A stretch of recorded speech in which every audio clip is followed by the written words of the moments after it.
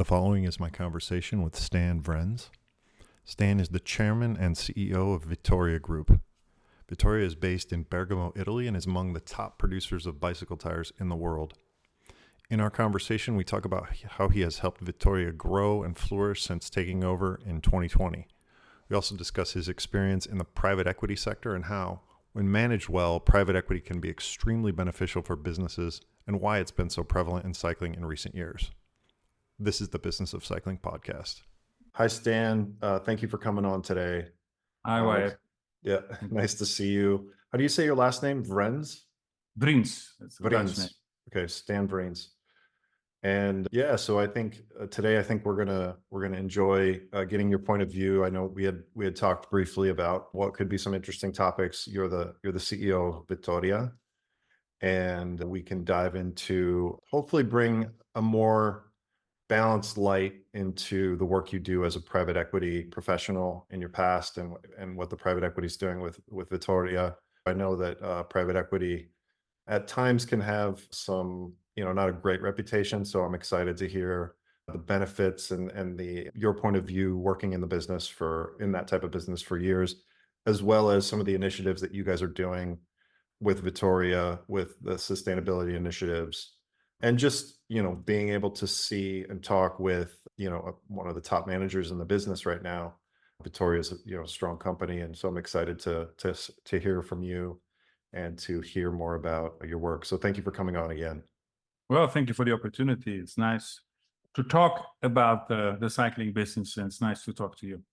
Yeah, great. So maybe we can start. Normally when we get started, maybe you can just kind of talk about where you're from, where you grew up, your education, that kind of thing. Give people an idea of who you are. Yeah, all right. Thank you. So I said Stijn Vriends. I'm Dutch. I was born in the Netherlands and learned to cycle a few weeks after I was able to walk. That's typical in the Netherlands. So being in the cycling industry it seems very natural. And I've studied in the Netherlands, and then almost immediately after that started working abroad, first in Canada and then in Belgium. Then I did an MBA in Switzerland and had the opportunity to start working in Italy. That's now 20 years ago. And since then, with my wife and my 3 kids, we've been living in Milan. Kids are now gone already, they study.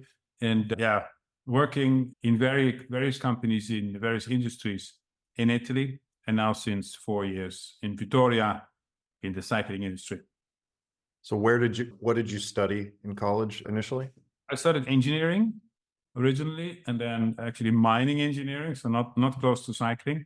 So I worked in the more heavy industry first, and then I did an MBA in Switzerland where I had the opportunity to see more the business part of the spectrum. And then after that, first was in the seat, washing machines, then tractors, and now bicycles, or bicycle tires. So you studied engineering initially, and then what kind of drew you towards? You said you were working initially in Canada. So I mean, you started in engineering, and I know I'm learning, and that engineering is it's a good base. It teaches you a lot about products and about processes. But it seems like you were drawn more towards management and more towards the management side of things. Is that a fair statement? Yeah, I think it's fair.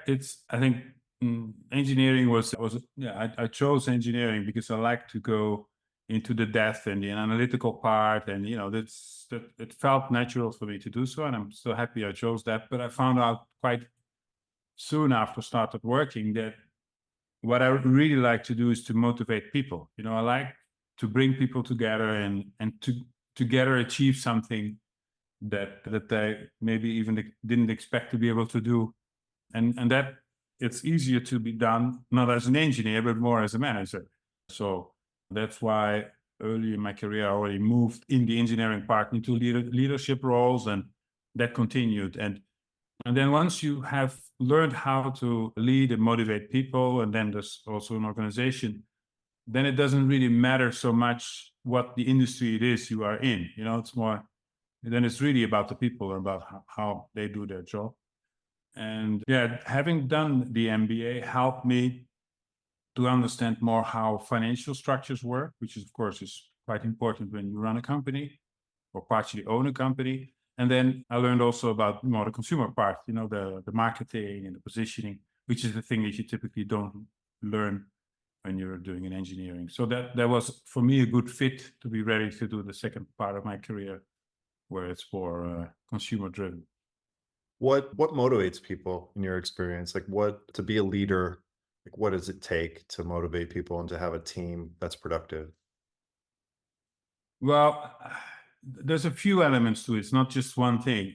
I think one of the more practical things is it's really important to try to understand what drives people. You know, what are they good at? Typically, what are they good at? They also like it. Not always, but most of the times it's combined.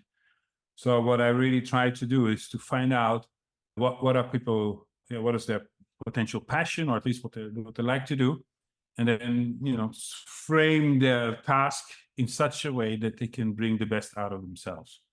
Another big motivator for people in the end is collaboration and achieving results, having being successful. So it's really important to put people in a position to be successful, because that drives them to be happy about what they're doing, satisfied.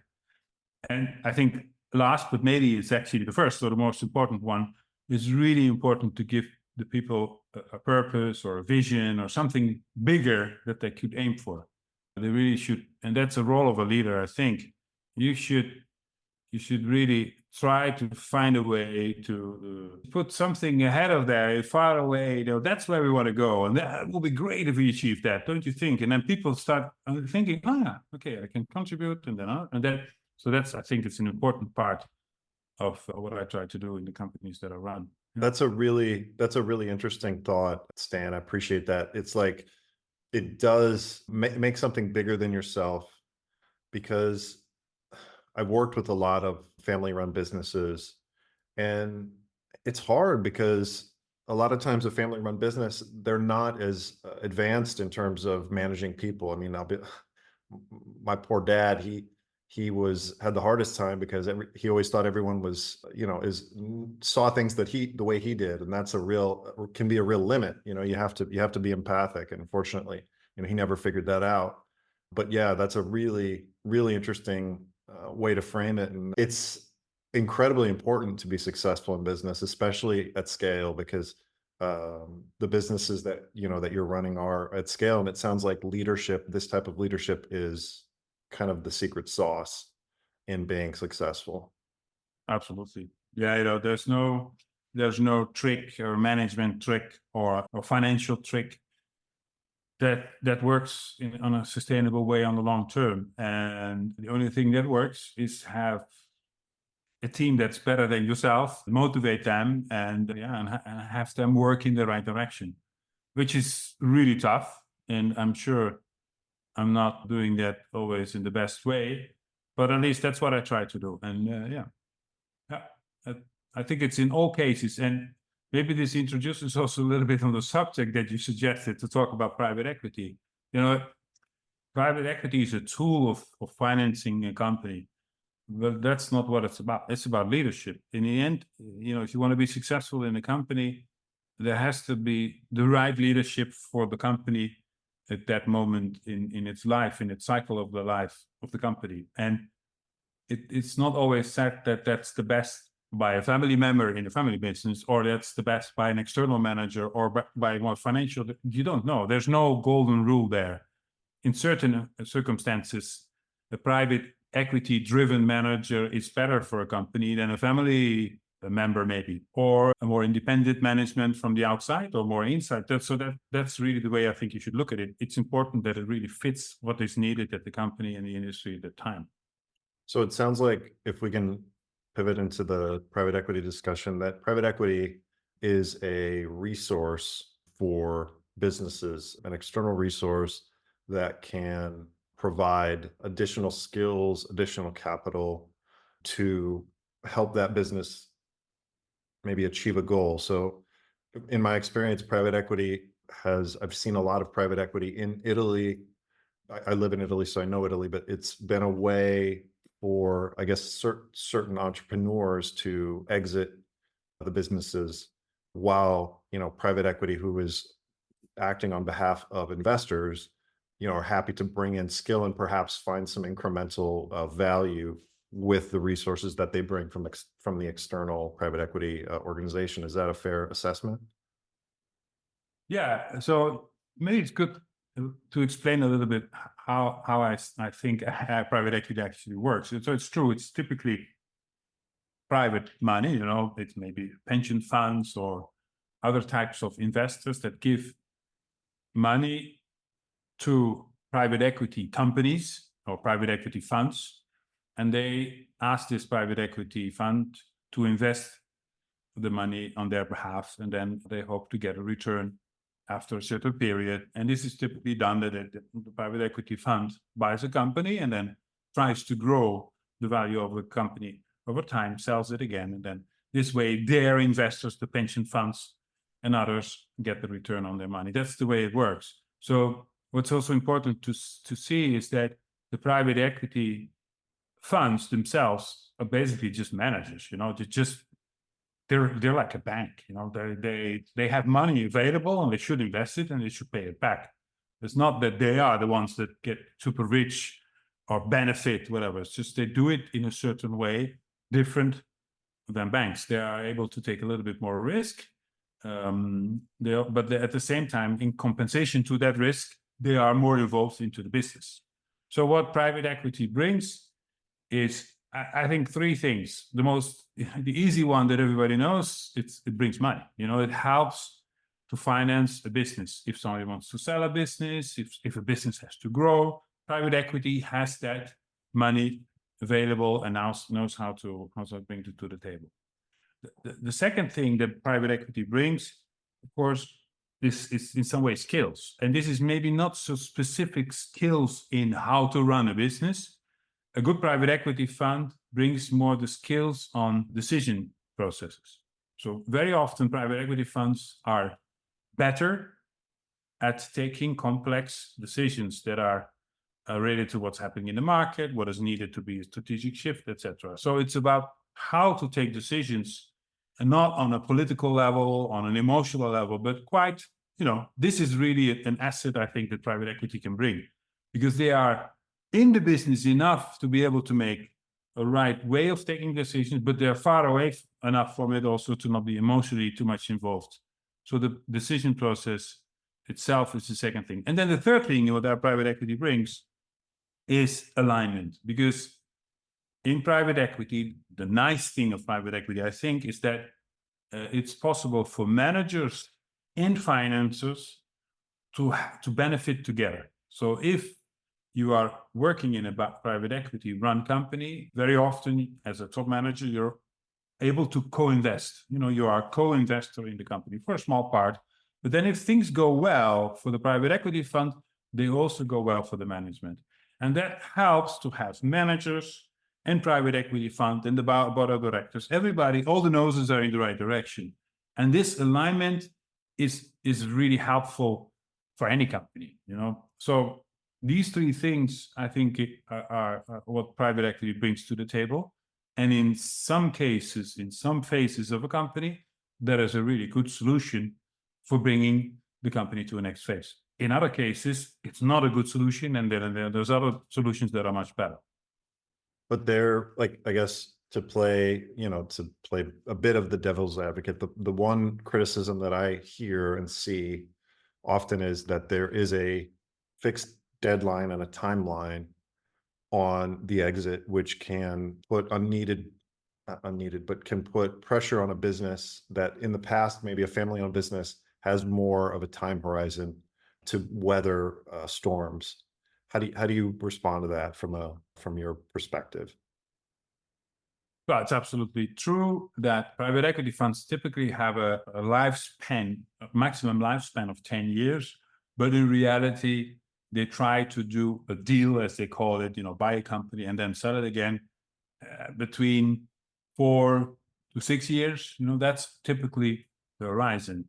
Of course, if in that period of time, it's not possible to create the value that you hope for as a private equity fund, you get nervous, it becomes tougher. That's true. It's absolutely true. What happens in those cases?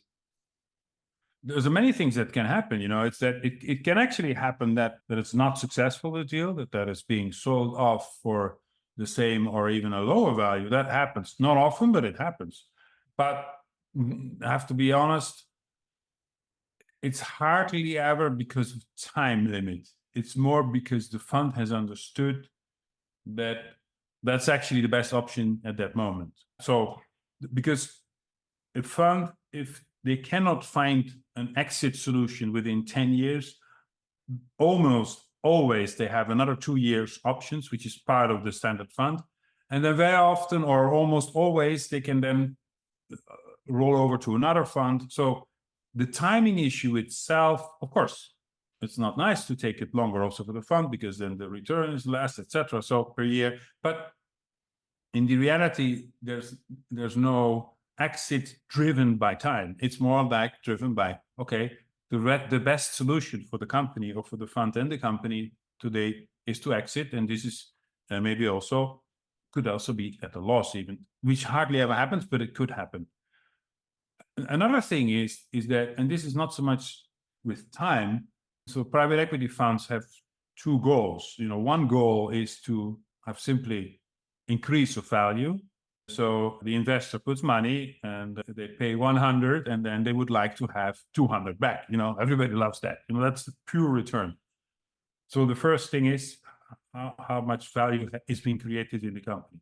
But the second thing is that how fast. If you go from 100 to 200 in 1 year, it's much faster than if you go it in 10 years. So it's true that there is always some time pressure in private equities. They always try not to take it really easy and long, but really try to make things happen in a relatively short time. What is important to understand, though, is that this doesn't mean that the fund doesn't look in the long term. It is the only way to sell a company well is that it has a sustainable long-term future. And because it doesn't work, you cannot sell a company because you did a fantastic year today without a vision for the future. Nobody will buy the company. So always what you see is that the private equity for sure wants to optimize their profit. That's what they try to do. But they always do that through both having good results and have really strong growth going forward. At least the plan and everything in place to achieve that.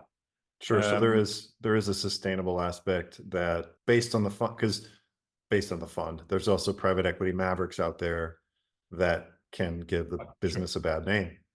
Yeah, absolutely. So of course, private equity, if private equity, on average, private equity is performing really well, and it's performing in some cases better than family offices and family businesses, and in some cases the same. But it's on average, it creates a lot of jobs, growth. It's very good for sustainability of businesses. So on average, it's doing really well.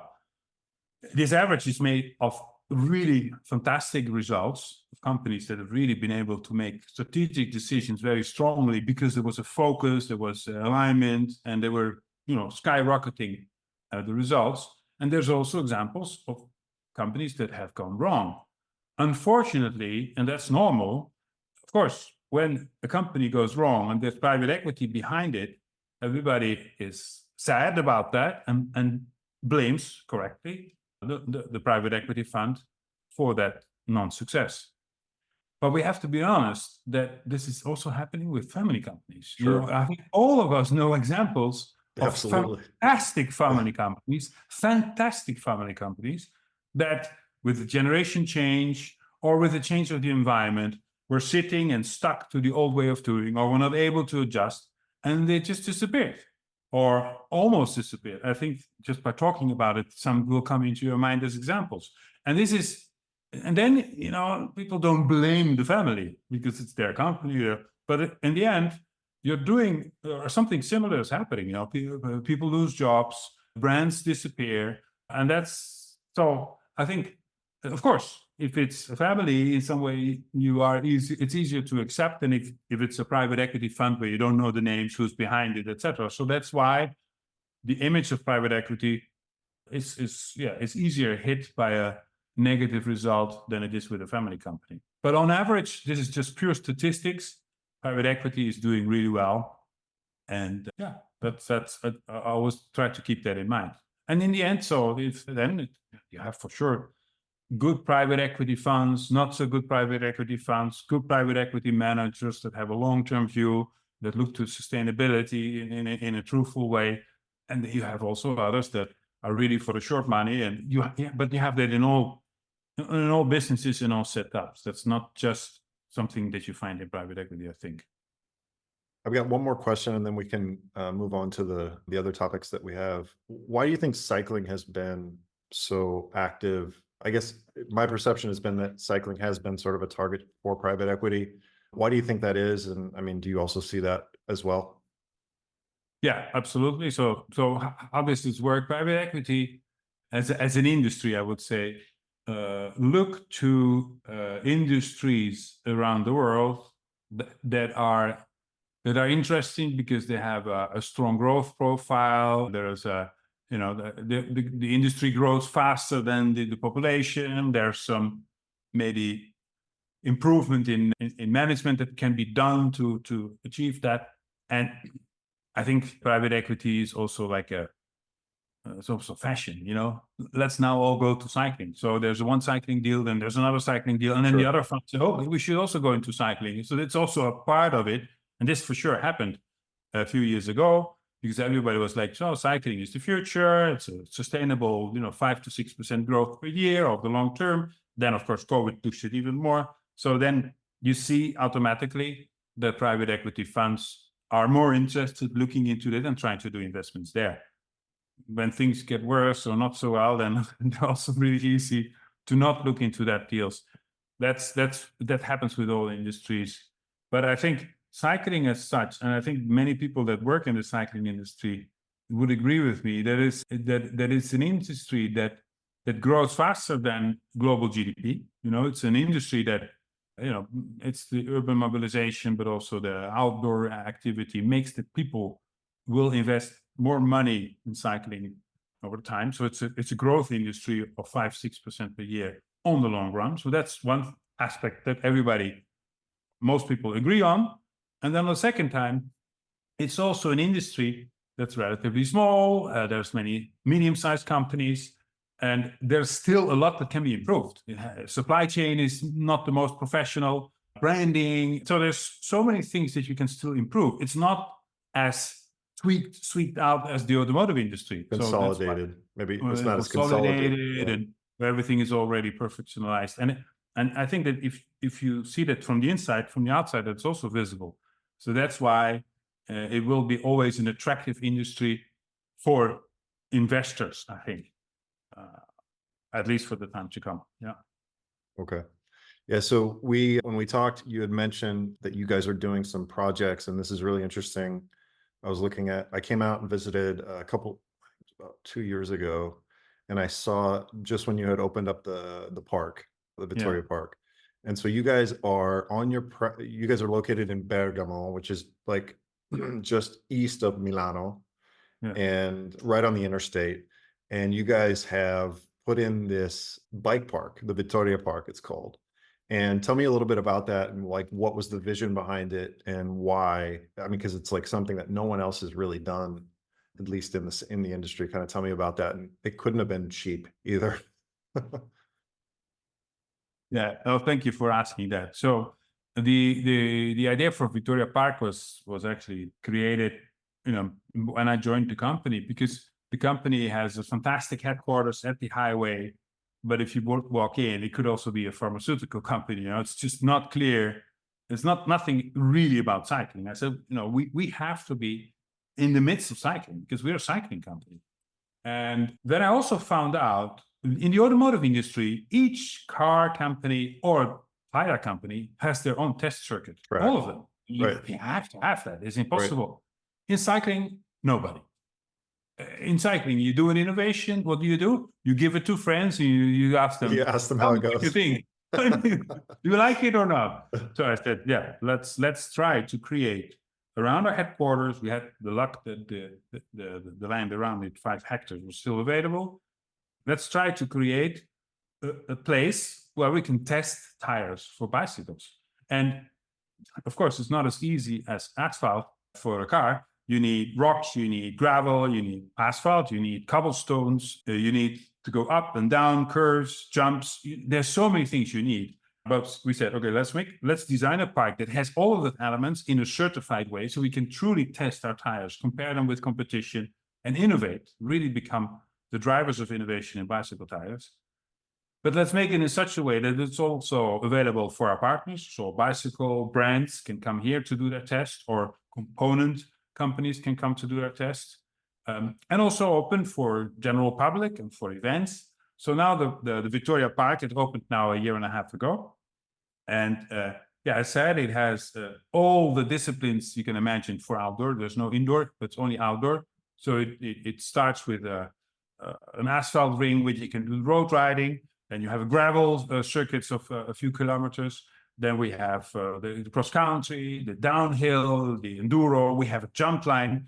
We also have this more fun part with a pump track, of course, with again like a jumps and an airbag.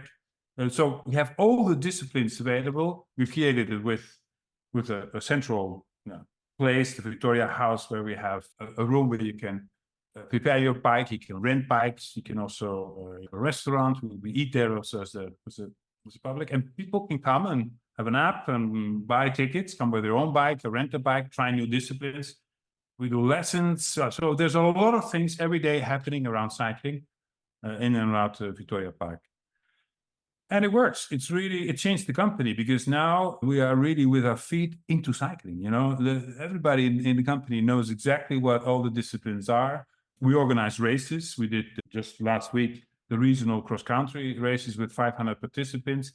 But then all of our people really know what it's about. What type of tires are needed? How is the purchasing decision made? How can we innovate, and how can we improve the way we make tires, but also the way we sell them, to be more successful and elevate cycling and such. And yeah, it's really nice to see how that worked.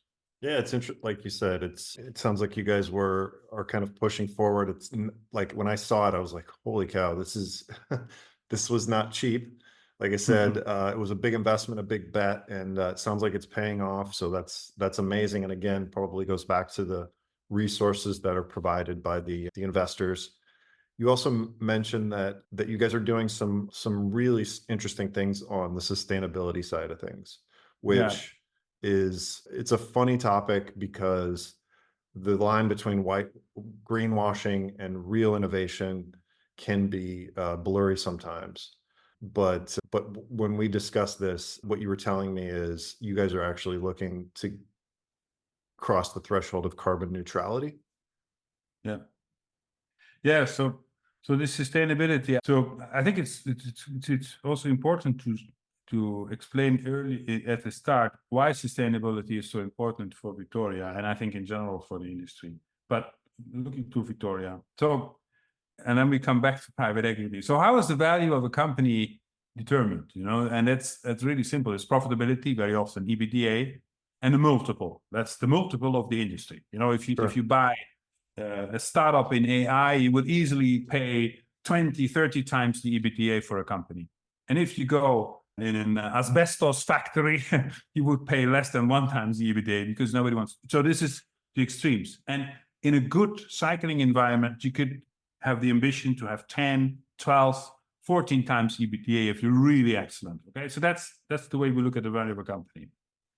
But Vittoria could also be seen as a rubber producer, a polluter. And then we would get into the basket of steel plants and cement producers, and they are more like 4 or 5 times EBITDA. It's not the case today, but the risk is there. So there is a risk that actually the value of Vittoria, not by Vittoria itself, but by the industry, is reduced, because it's seen as a dirty industry. And then the opportunity on the other side, I think, is huge for Vittoria, because everybody talks about sustainability in cycling. All bicycle brands say, well, we want to be sustainable.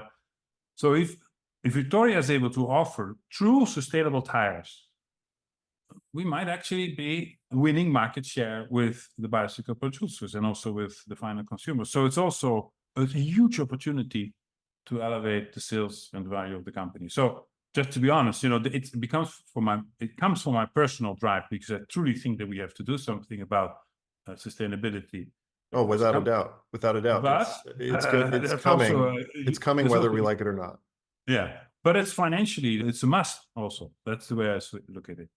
So what we did, and actually I did it personally. I said I want to understand what this sustainability means, because you have these 17 sustainable development goals from the United Nations. Within these 17, another 10 or 20 per age. In Dutch we say we can't see the trees through the forest. It's we can't see the forest through the trees. There's so many things you should do, and we looked into it, and we looked what is actually important. What can Vittoria really contribute? And the two main subjects for Vittoria bicycle tires industry are carbon neutrality, make less CO2 when we make a tire, and circularity, use less virgin materials from the world. That's the two things where we can really contribute. Of course, the others are also important, but that's not where we are the most damaging the world, and that's not where we can make the biggest gain. So we concentrated on these two. And then what we did is to try to analyze, so how does this actually work? So on carbon neutrality, it's basically saying how much CO2 or CO2 equivalent, if you make other gases, CO2 equivalent are you creating when you create your product? And we read it when we read car is producing so many CO2 per kilometer, etc. So that's the same thing, but you can also do it for something you produce. And now it's shocking. The bicycle tire industry globally, so on average, all companies together, we make 10 kilograms of CO2 equivalent for each kilo of bicycle tire. So we are actually a CO2 producer, and our byproduct is a bicycle tire. 10 kilos of CO2. It's amazing. There's a lot of data globally online that you can find this. And that's terrible, because 10 kilos of CO2 is like a room full of CO2 for each tire and we make 30,000 tires per day. And this is just Vittoria. And so we said, how is this CO2 created? And then we found out it's the materials, it's the process. And so the biggest part in this whole chain of 10 kilos, I would say, is the process itself. And this is the vulcanization, the way you make the tire, because the tire is made of a carcass, rubber on top, and then you bake it. It's the vulcanization that needs a lot of energy. And we do this with gas and steam. Everybody in the world does it that way. But that's super polluting. So we said we needed to build a new factory in Thailand because we didn't have enough capacity. We said, let's see if we can make this factory carbon neutral, so not using gas. And our engineers were able to do that. They created a process that is our own process that we're very proud of, that's with electricity and not with gas.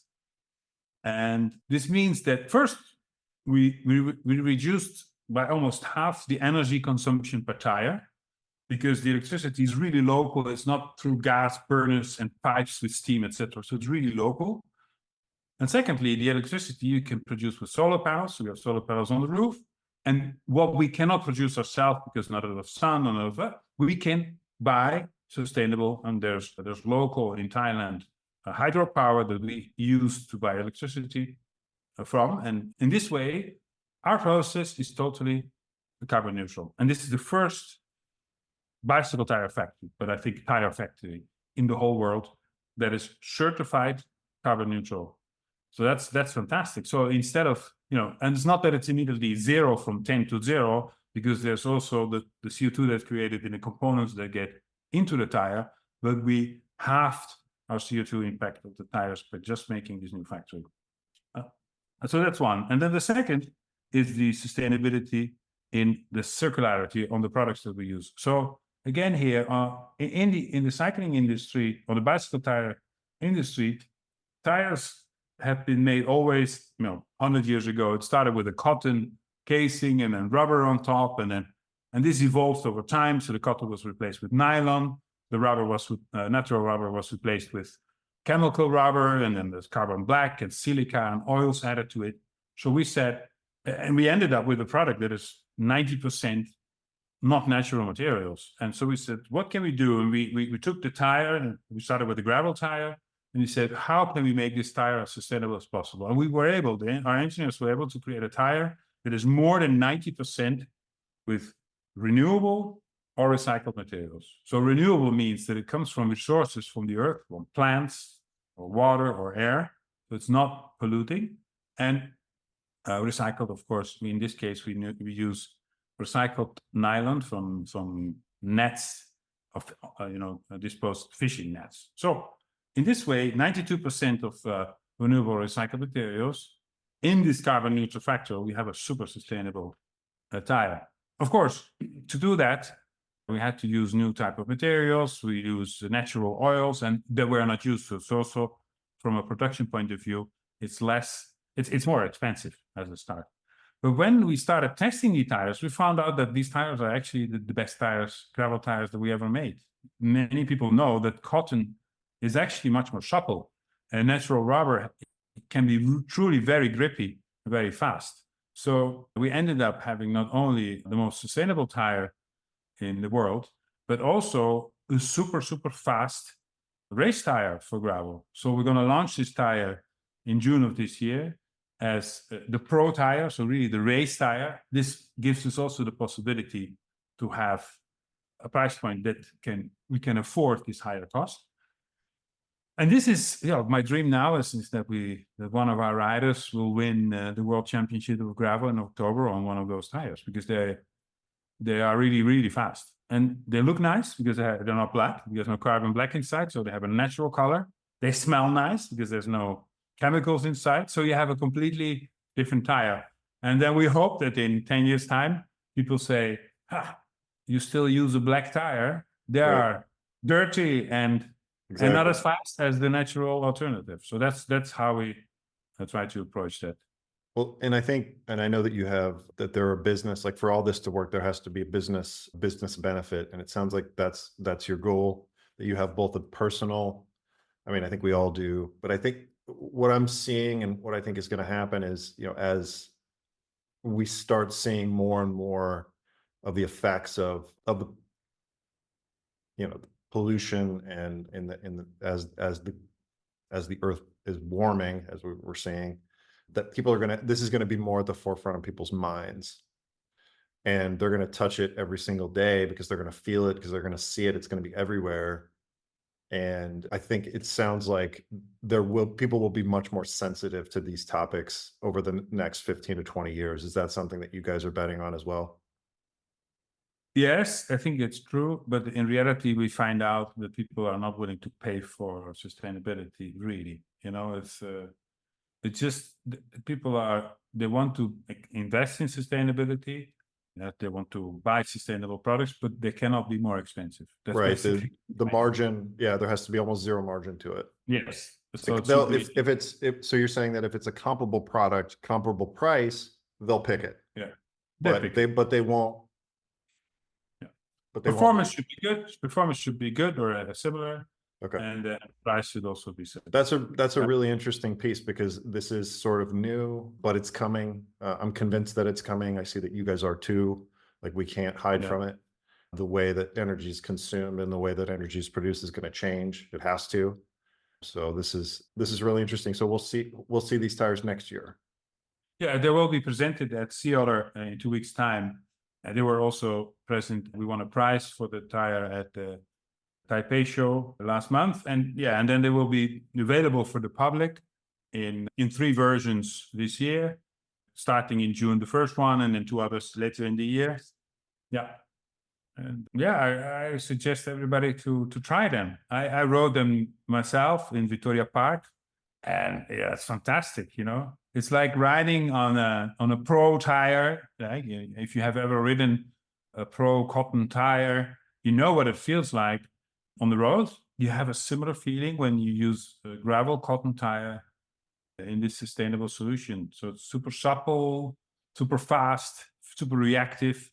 It takes also some of the technology that we've learned with cyclocross business from Edugast. So it's really bringing together everything that we have. And I hope that many people experience the same thing, and then start slowly changing the industry. And then maybe in the coming years, we're able to extend this to cross country as the next step, or also to road racing, to have sustainable tires in the pro peloton, and then maybe to urban. So step by step, we want to enlarge. There's a lot of innovation to be done, but I'm convinced that that's the future.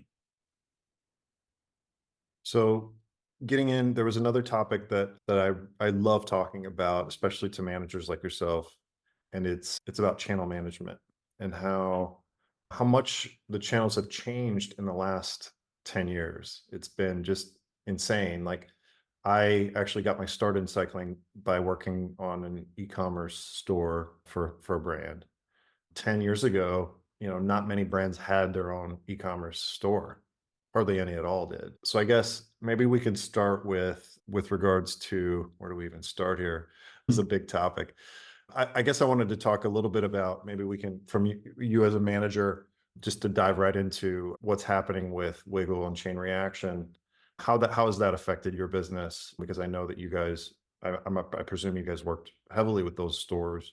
Yeah. What's happening? What are you seeing? What's been kind of the effects of that, to kind of kick off this conversation?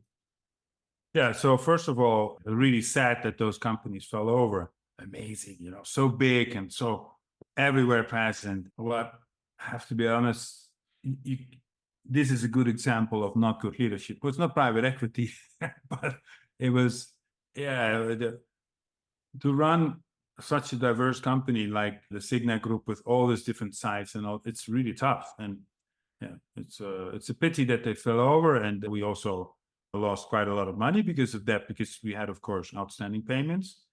You did? Yeah, sure. Yeah, Wow. sure. Yeah. And then this was all last year, of course, and then also we lost Revenue. a lot of revenue. A lot of revenue. And the revenue is not that it's not clear where it went to immediately. It's not that there's Wiggle 2 somewhere stepping up. So this revenue went everywhere, a little bit to Amazon, a little bit to other sites, a little bit to the producer sites. So, but Wiggle was, for us, as one of the channels, and we're working with others as well, the Signa Group, really a steady stream of invoicing that is now not there. So it's really tough. I think in general, those online shops will always have a hard time, because if you look to the landscape of online selling, so on the one end you have the producers like Vittoria, Right.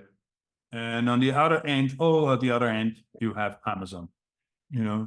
Just to without a lot of detailed information. So Vittoria is doing but brands are more and more giving more attention to Amazon. Like, this is, Yeah, we're I'll getting try into to the weeds. Yeah, sure. So Like, what is I try to explain this range. So Right. we are winning. Vittoria is winning because we are the experts on tires, on Official. ours, and really select. You can find all products. It's full price. The You have range. some discount if you buy 2, maybe, but that's why you win in Vittoria. But then you'll have to wait a few days before it arrives. It comes with a separate package. Then you have the other end of the spectrum. You have Amazon. There you find everything for all different types, but it's not always available. You don't have advice. It's hard to select, but you have excellent delivery service and payment service. So it's really easy to buy, and you have it next day on your door. So that's the the extreme spectrum you have today. In the middle, you have the specialized cycling Dealers. platform, the Wiggles of the. Oh, That's sure. tough. Yeah, because what are they doing that? So you're Yeah, saying they are not as performing as Amazon. No. There's not one click buy tomorrow on the door, but they cannot give the information like Vittoria is giving on their own website. So they're stuck in the middle. So what's left? Price. And that's why you see -20, -30 discounts. It's all about, actually, tires are sometimes sold under the cost because it's a way to attract people to the site. So yeah, and that's not sustainable on the long term. So to be truly successful in the middle of those two, you really have to become expert. You really have to be able to give a really broad service, combine things from different suppliers. And as long as companies refuse to sell on their own website, there's still a place for the Wiggles. If Vittoria is not selling online, then Wiggle is a better alternative than Amazon. That's true. because there's more information on Wiggle. But the moment that companies start selling directly to the final consumers, like Vittoria does, and many, many others are doing, then the one in between, like Wiggle, is in trouble. So on the long run, it's going to be really tough. It also opens the story that, okay, you have to be everywhere as a brand. I think it's really silly to say, well, I'm not going to sell online myself. It's not sustainable. On bicycle tires, I don't know so much on all the other, but on our products, we estimate that in certain countries, 50% of sales is going online today. Of So tires. 1 in every 2 tires is Of being tires. bought online, yeah, and not in a shop. You know, it's basically, you can buy a tire in 2 ways. There's just a replacement tire in a shop or online, you know, and we think in many markets, it's already 50-50. So then saying, I'm not doing the second 50, doesn't make sense. This is one reason you should be there. You should be present. You should own that market on Amazon, on the specialized stores like Wiggle, but also on your own platform. And then there's a second thing, which is really important that not everybody understands and sees. How the other 50% that buys in the shop, how do they buy? They inform themselves before they buy. Not all of them, but many do. Where do they go? They go to maybe Amazon, but they also go to the producer's website. And so if you are not present actively with your own website, with your shop, where you have all the updated information, really easy to understand, to compare, etc., then you miss out also on a chunk of the sales that's happening in the shop. So for me, it's truly crucial to be present on all the different channels and control all of them yourself and not give it to somebody else. When I was working with a brand years back, they had a dedicated person who handled all of the online resellers. Yeah. Is that something that you guys do? Do you have a specialized team that does like Amazon and then all of the specialized resellers online? So you're like pushing them to get the emails out and things. Is that something you're doing? I mean, how are you handling these channels specifically? Yeah, good question. That's always, of course, not easy to decide, and there's one solution. The way we are organized today is that the online retailers like Wiggle or Fahrrad or Bike24, etc., Sportler. yeah, they are part of the regional sales managers' responsibilities. So somebody responsible for UK is also responsible for Wiggle. Okay, that's regional. Because in the end, Wiggle is truly selling globally, but most of the sales are still in the UK. So it's really important that there you have the same type of price control. In some way you are coordinating both channels locally.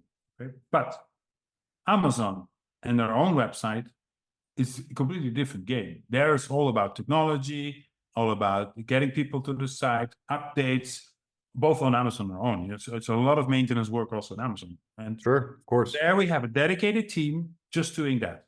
They have a combined responsibility for both the own shop and the Amazon shops. Yeah. Sure. So can you tell me, I'm curious because with D2C in these, I have a ton of experience in D2C, and in the past, the clothing brands came on first because they had a lot of, I'm talking about brands that kind of converted to D2C in the cycling business.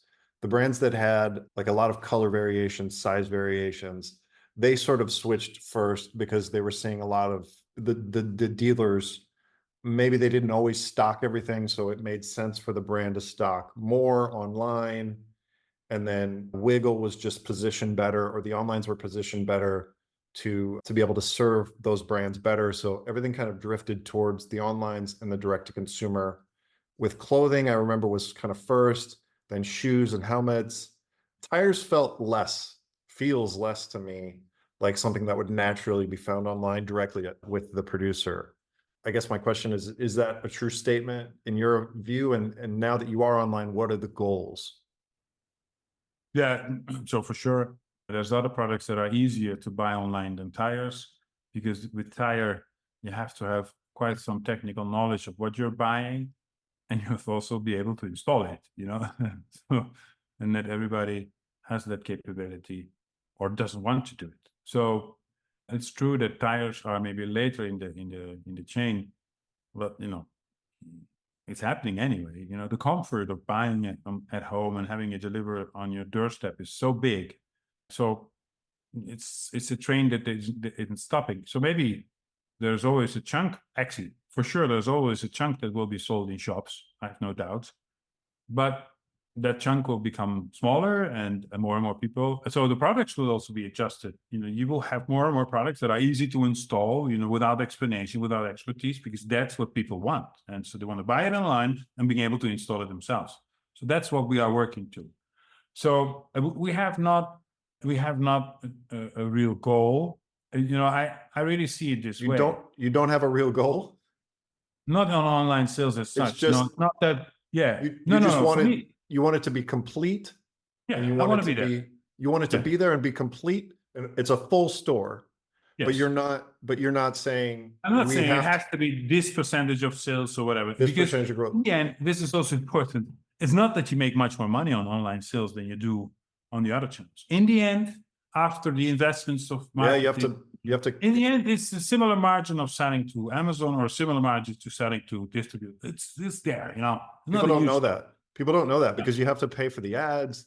You have to pay for the have a team, Stripe and PayPal and the shipping. We pay more for shipments than we pay for our employees. It's amazing, but that's part of it. So in the end, it's what. So it's an important part of the market. It's happening there. So I want to be there. I don't want to leave that chunk of the market to somebody else. I want to be there. I want to control it, direct it, learn from the consumers, talk to them.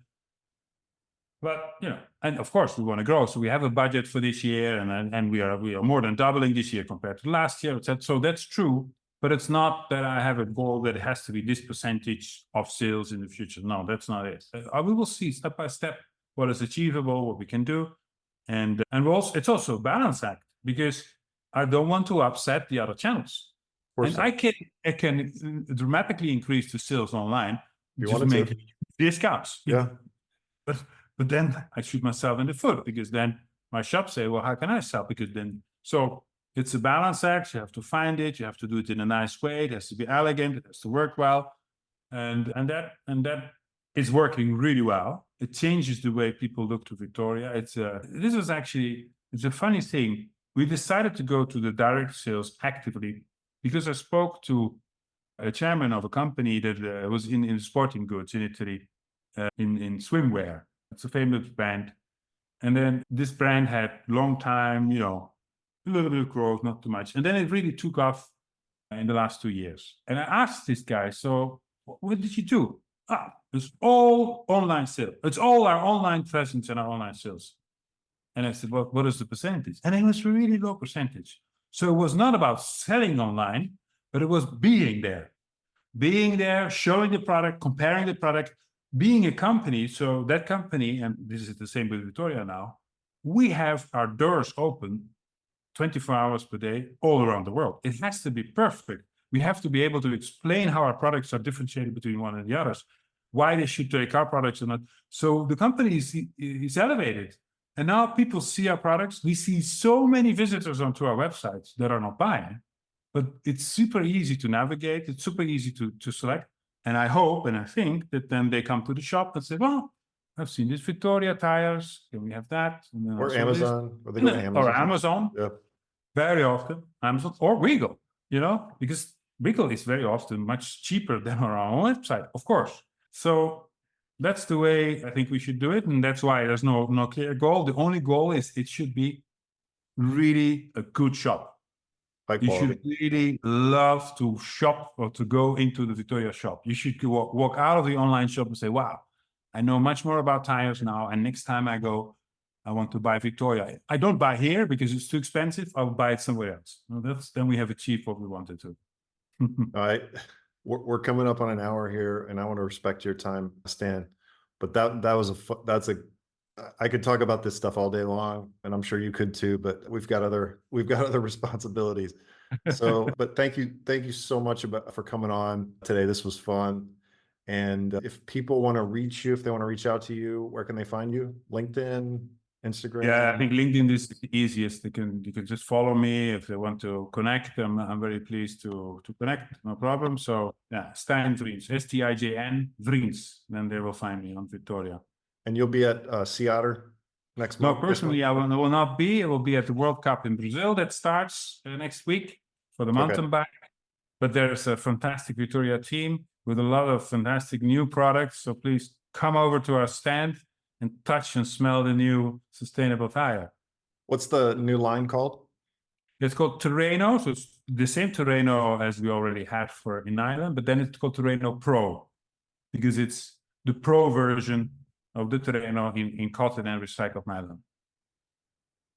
Well, thank you, Stan. It was great having you on, and can't wait to see you around at the shows and Eurobike and whatnot. Thank you, Wyatt. Very nice to have done this together. Hope to see you soon.